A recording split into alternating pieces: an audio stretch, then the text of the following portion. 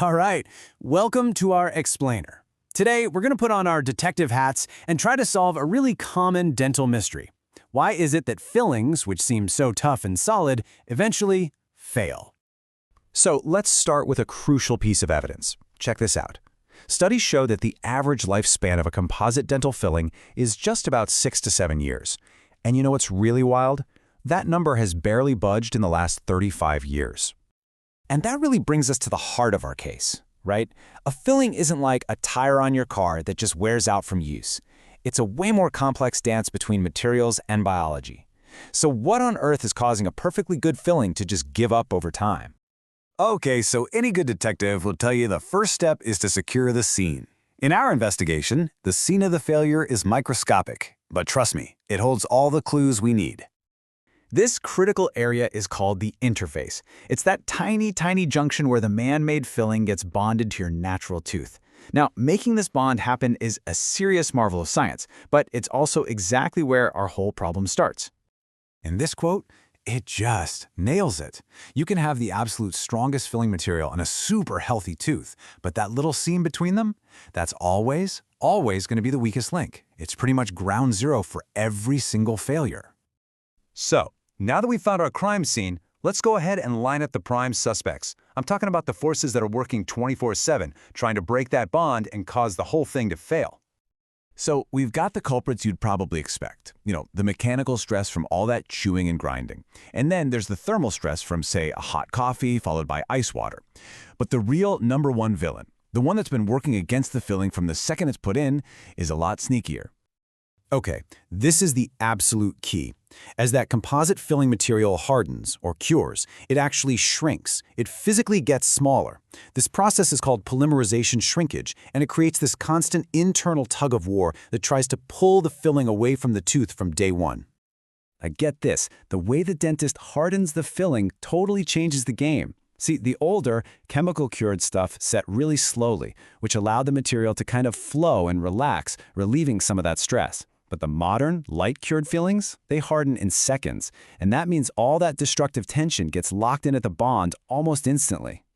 So when you boil it all down, the survival of your filling comes down to this one simple battle. For it to last, the strength of that adhesive bond has got to be stronger than the shrinkage stress that's trying to rip it apart. If the stress wins that fight, a gap forms, and that's the beginning of the end. So let's look inside the detective's toolkit. What are dentists actually doing to fight back against these forces of failure? Well, one of the biggest clues they look at is something called the C factor. And it's not about how big the cavity is, it's all about its shape. Specifically, it's the ratio of the surfaces that are stuck to the filling versus the surfaces that are free. Here's an easy way to think about it. A low C factor, like a simple filling on just one surface, is kind of like painting a big flat wall. The paint can shrink without much trouble. But a high C factor, like a deep filling that's touching 5 different surfaces inside a tooth, well, that's like painting the inside of a tiny box. As the paint dries and shrinks, it gets pulled from every single wall at once, creating a ton of stress in the corners. All right, the next huge decision for the dentist is what kind of adhesive to use. We're talking about the literal glue that creates that all-important bond between the tooth and the filling. Now, there are a bunch of different systems out there. One really popular type is the self-etch system. It's supposed to be super user-friendly because it combines a few steps into one, which, in theory, should make the whole process a little more foolproof.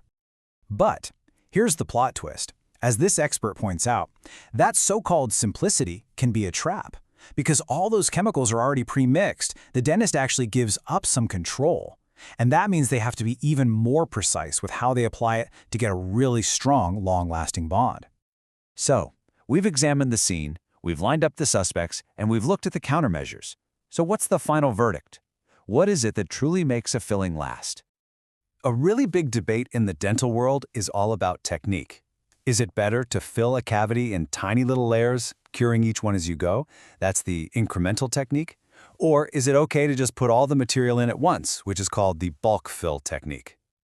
Well, the evidence actually reveals a pretty surprising verdict. As you can see here, there's really no difference between the two techniques, provided the application is perfect. And that little word, provided, points us to the single most important factor of all. And here it is, the final verdict of our whole investigation.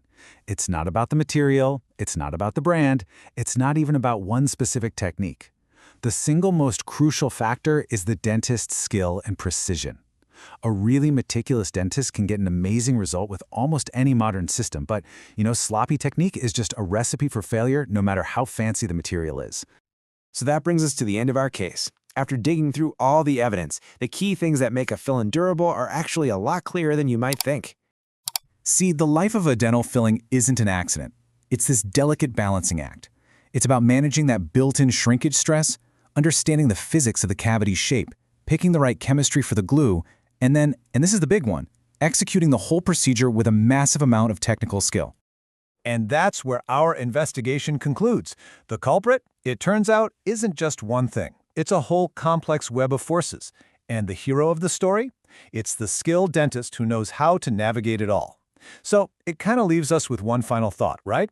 Does knowing all this intricate science change how you see the art and skill that goes into your next dental visit?